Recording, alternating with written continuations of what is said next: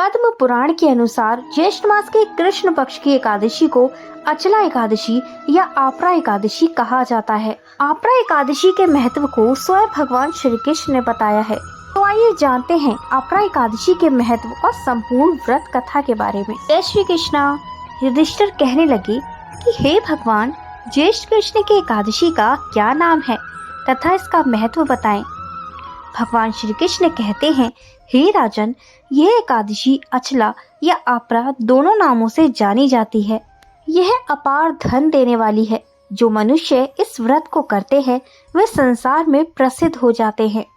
यह बड़े बड़े पापों को नाश करने वाली है, जैसे भ्रम हत्या करने, गोत्र की हत्या करने, गर्भ अवस्था में बालक को मारने और जो झूठी गवाही देते हैं वे मनुष्य आपरा एकादशी के सेवन से निश्चय ही पाप रहित हो जाते हैं। भगवान श्री कृष्ण कहते हैं, जो व्यक्ति इस एकादशी का व्रत करता है या इस एकादशी की कथा को पढ़ता या सुनता है, उसे तीनों पुष्करों में कार्तिक स्नान करने, गंगा तट पर पितरों को तर्पण करने, सूर्य ग्रहण में कुरुक्षेत्र में स्नान करने, स्वर्ण दान करने तथा गौदान करने का फल मिलता है। यह व्रत पाप रूपी वृक्ष को काटने के लिए एक कुल्हाड़ी है।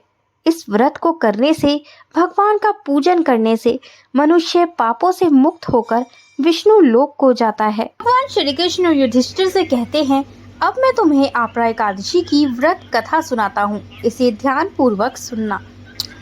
माहिध्वज नाम का एक धर्मात्मा राजा था। उसका छोटा भाई ब्रजध्वज बड़ा ही क्रूर, अधर्मी और अन्यायी था। वह अपने बड़े भाई से द्वेष रखता था।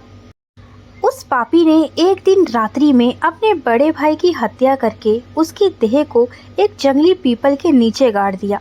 इस अकाल मृत्यु से राजा प्रेत आत्मा के रूप में उसी पीपल पर रहने लगा और अनेक उत्पात करने लगा।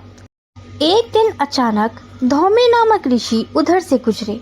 उन्होंने प्रेत को देखा और तपोबल से उसके अतीत को जान लिया।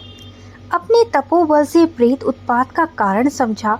ऋषि ने प्रसन्न होकर उस प्रेत को पीपल के पेड़ से उतारा तथा परलोक विद्या का उपदेश दिया।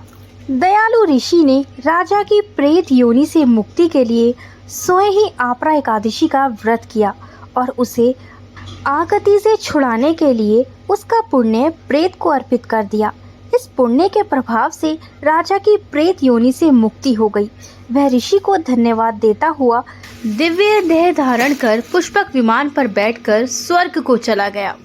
इसीलिए भगवान श्री कृष्ण कहते हैं, आपरा एकादशी का व्रत करने या आपरा एकादशी का व्रत कथा सुनने या सुनाने से आपरा एकादशी व्रत का संपूर्ण फल प्राप्त होता है। जय श्री कृष्णा। राधे राधे।